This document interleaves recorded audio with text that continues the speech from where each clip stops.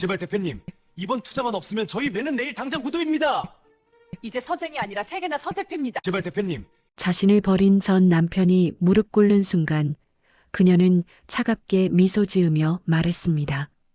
이제 서윤이 아니라 엘레나 서 대표야. 국내 굴지의 투자회사 골드라벨의 VIP 접견실. 한때 잘 나가던 중견기업 강성건설의 강민 대표가 차가운 대리석 바닥에 이마를 대고 있었습니다. 그의 목소리는 떨렸고 손도 부들부들 떨리고 있었죠. 회사는 파산 직전, 사채업자들은 사무실을 점거했고 가족들은 그를 원망했습니다. 그의 앞에 선 여인은 검은색 실크 드레스를 우아하게 차려입고 있었습니다. 여인이 천천히 의자를 돌려 강민과 눈을 맞추는 순간 강민의 심장이 멎는 듯 했습니다. 10년 전 차가운 빗속에 내쫓았던 전처 서윤이었기 때문입니다. 강민의 얼굴은 새하얗게 질렸습니다. 입술이 바들바들 떨렸고 눈동자는 믿을 수 없다는 듯 흔들렸죠. 서윤은 고급 커피잔을 우아하게 들어 올리며 차갑게 미소 지었습니다. 그 미소 속에는 10년간 쌓인 분노와 오늘을 위해 참아온 인내가 모두 담겨 있었습니다. 10년 전으로 시간이 거슬러 올라갑니다. 서윤은 강성건설의 며느리로 들어왔습니다. 사랑하는 남편과 함께할 행복한 미래를 꿈꿨죠. 하지만 그 꿈은 3년 만에 산산조각이 났습니다. 아이가 생기지 않자 시어머니 박 여사의 태도는 돌변했습니다. 따뜻했던 눈빛은 차갑게 식었고 부드럽던 목소리는 날카로운 칼날이 되었죠. 박 여사는 서윤을 며느리가 아닌 가사 도우미처럼 대했습니다. 제사 때마다 수십 명의 손님상을 혼자 차리게 했고 조금만 실수해도 냉정한 말로 서윤의 자존감을 짓밟았습니다. 더 가슴 아픈 건 남편 강민의 변화였습니다. 처음에는 서윤을 감싸주던 그가 점점 어머니 편에 서기 시작했죠. 친구들의 자녀 자랑이 나올 때마다 강민은 서윤을 차갑게 쳐다봤습니다. 그의 눈빛에는 실망과 원망이 가득했습니다.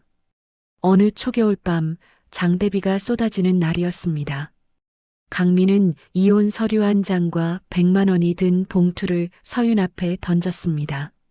박 여사는 서윤의 낡은 가방을 대문 밖으로 내던지며 다시는 돌아오지 말라고 소리쳤죠. 서윤은 빗속을 걸으며 온몸이 젖었습니다. 차가운 빗물인지 눈물인지 구분할 수 없었죠. 그녀의 마음은 산산조각 났고 존재 자체를 부정당한 것 같았습니다. 친정으로 돌아갔지만 더 큰 비극이 기다리고 있었습니다. 딸이 쫓겨났다는 소식에 충격받은 아버지가 그날 밤 쓰러져 세상을 떠나신 것입니다. 장례식장에서 서윤은 아버지의 영정 앞에 무릎 꿇고 울었습니다. 그녀의 몸은 오열로 떨렸고 눈물은 끝없이 흘러내렸죠. 하지만 그 눈물 속에서 단단한 결심이 태어났습니다. 반드시 다시 일어서겠다는 자신을 무시했던 사람들에게 당당히 맞서겠다는 결심이었습니다. 그로부터 10년 서윤은 미국으로 건너가 하루 18시간씩 일했습니다. 낮에는 식당에서 일하고 밤에는 대학원에서 금융투자를 공부했죠. 주말도 없이 달렸습니다. 쓰러질 것 같을 때마다 10년 전 그 빗속의 기억이 그녀를 다시 일으켜 세웠습니다. 5년 만에 월스트리트의 투자회사에 입사했고 3년 만에 팀장으로 승진했습니다. 그녀가 선택한 투자는 모두 성공했고 업계에서는 그녀를 마이더스의 손이라 불렀죠. 마침내 자신의 투자회사 골드라벨을 설립하고 한국 시장 진출을 결정했습니다.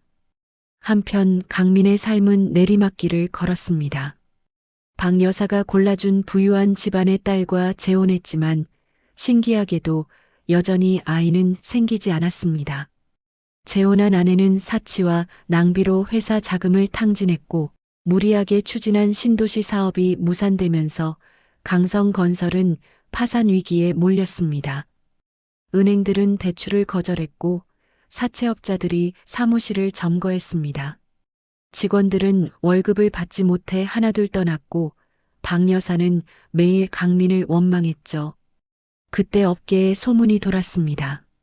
뉴욕에서 온 엘레나 서가 한국 시장에 진출했고 그녀가 선택한 기업은 반드시 살아난다는 소문이었습니다. 강민은 지푸라기라도 잡는 심정으로 엘레나 서를 수소문했습니다. 하지만 이상한 점이 있었죠. 투자 조건서에는 강성건설의 본가 저택을 담보로 하고 박 여사가 직접 계약서에 도장을 찍어야 한다는 조항이 있었습니다. 강민은 이상하다고 느꼈지만 선택의 여지가 없었습니다. 운명의 재회가 이루어진 그날, 강민은 엘레나 서 앞에 무릎 꿇었습니다. 10년 전 서윤이 그랬던 것처럼 말이죠.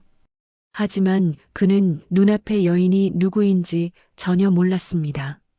서윤이 천천히 입을 열었을 때 강민의 세계가 무너져 내렸습니다. 그는 믿을 수 없다는 듯 눈을 깜빡였고 입을 벌린 채 얼어붙었죠. 서윤은 차가운 서류 뭉치를 강민 앞에 던졌습니다. 그것은 10년 전 강민의 비뇨기과 진단서였습니다. 무정자증 진단서였죠. 강민의 얼굴은 재처럼 하얗게 변했습니다. 손은 부들부들 떨렸고 입술에서는 말이 나오지 않았습니다. 10년 동안 자신이 믿어왔던 모든 것이 거짓이었다는 걸 깨달은 순간이었습니다. 문제는 서윤이 아니라 자신이었다는 진실, 그 진실이 그의 가슴을 찢어놓았습니다. 서윤은 담담하게 말했습니다. 10년 동안 내가 어떻게 살아왔는지, 왜 이 자리에 섰는지 지금부터 보여주지.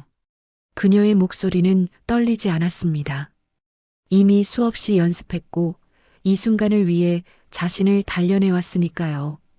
다음 날 박 여사는 투자 계약을 하러 본가로 왔습니다. 하지만 그곳에서 기다리는 건 투자금이 아니라 압류 집행관들이었습니다. 서윤이 나타났을 때 박 여사는 뒤로 비틀거렸습니다. 10년 전 내쫓았던 며느리가 이제 자신의 집주인이 된 것입니다.